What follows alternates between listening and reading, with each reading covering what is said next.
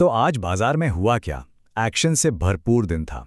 एक तरफ तो रिकॉर्ड तोड़ टैक्स कलेक्शन बता रहा है कि अपनी अर्थव्यवस्था कितनी मजबूत है, लेकिन दूसरी तरफ दुनिया भर में जो टेंशन बढ़ रही है वो चिंता भी पैदा कर रही है।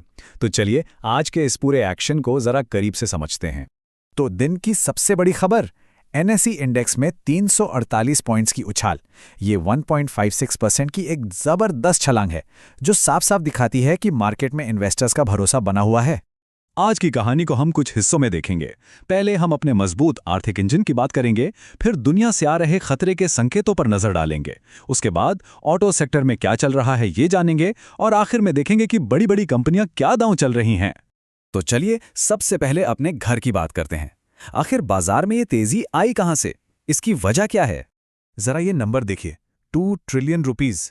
पहली बार, जी हां पहली बार मार्च में जीएसटी कलेक्शन ने इस जादुई आंकड़े को पार किया है।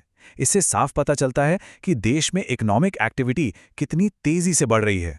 और ये सिर्फ टोटल कलेक्शन नहीं है, सारे रिफंड्स हटाने के बाद भी सरकार के खजाने में नेट 1.8 ट्रिलियन आए।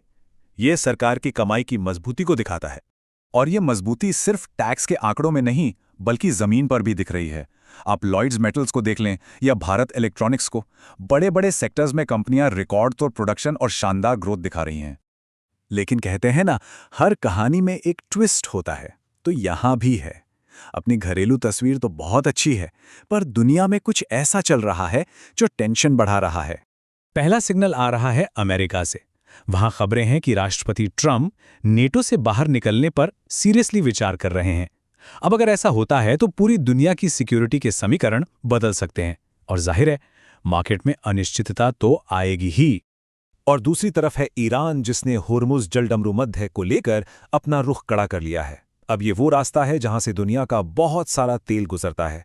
मतलब यहां जरा सी भी गड़बड़ हुई तो समझ लीजिए तेल की कीमतों में आग लग जाएगी। तो इसका हम पर क्या असर पड़ेगा?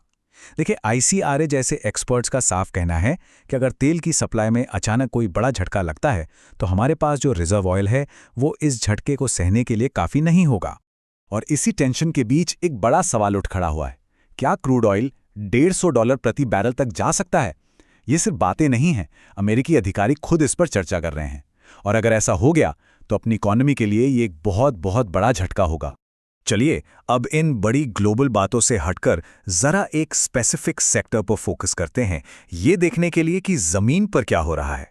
और इसके लिए ऑटो सेक्टर से बेहतर और क्या हो सकता है। तो ये रहा ऑटो सेक्टर का मार्च महीने का रिपोर्ट कार्ड। देखिए, मारुति और टाटा मोटर्स ने तो उम्मीद से अच्छा परफॉर्म किया, लेकिन एमएनएम और अशोक लेलैंड के नंबर अनुमान से थोड़े हल्के रह गए। लेकिन असली कहानी तो इन नंबर्स के अंदर छिपी है। जरा ओला इलेक्ट्रिक को देखिए, 150% की ग्रोथ। ईवी स्पेस में ये एक जबरदस्त छलांग है। और हां, एमएनएम के ट्रैक्टरों की बिक्री भी शानदार रही है, जो दिखाता है कि ग्रामीण बाजार में भी दम है। इंटरेस्टिंग बात यह है कि कंपनियों के टॉप अधिकारी भी एक तरह से दो नावों पर सवार हैं। एक तरफ मारुति कह रही है कि छोटी कारों की बिक्री तो बहुत मजबूत है, वेटिंग लिस्ट चल रही है। वहीं दूसरी तरफ टाटा मोटर्स जैसे प्लेयर्स कह रहे हैं कि हाँ, बिक्री अच्छी है, पर हम दुनिया भर के तनाव पर भी नजर रखे हुए हैं और बहुत संभल कर चल रहे हैं। अब आते हैं कॉर्पोरेट दुनिया की हलचल पर। यहां तो हर रोज कुछ ना कुछ बड़ा होता रहता है। तो ये हैं आज की बड़ी ब्लॉक डील्स। ल्यूपिन में 260 करोड़, प्रेस्टीज एस्टेट्स में 115 करोड़।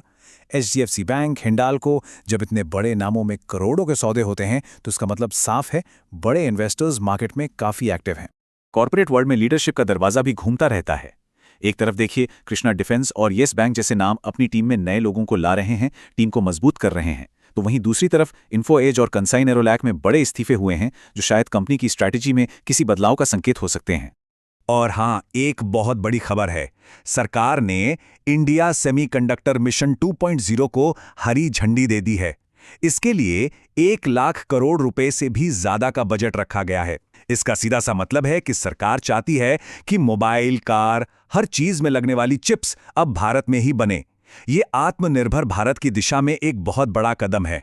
कंपनियां भी चुप नहीं बैठी हैं, लगातार अपने मूव्स चल रही हैं। टेक महिंद्रा अपनी सब्सिडरीज को मर्ज कर रही है, आईटीसी नई कंपनी खरीद रही है, पेट्रोनेट अपना टर्मिनल एक्सपैंड कर रहा है और जे कुमार इंफ्रा को हजारों करोड़ का नया ऑर्डर मिला है। मतलब मार्केट में एक्शन पूरा है। तो हमने आज क्या देखा? एक तरफ अपने देश की मजबूत इकोनॉमी, दूसरी तरफ दुनिया भर के टेंशन और बीच में कंपनियों की अपनी अपनी चालें। तो सवाल यह है कि इन सबको मिलाकर देखें तो मतलब क्या निकलता है? और यहीं आकर हम आज के सबसे बड़े सवाल पर रुकते हैं कि क्या भारत का ये शक्तिशाली डोमेस्टिक इंजन दुनिया भर से आ रहे इन तूफानों का सामना कर पाएगा? क्या हमारा बाजार इतना मजबूत है कि इन झटकों को सह सके? खैर, इसका जवाब तो आने वाला वक्त ही देगा।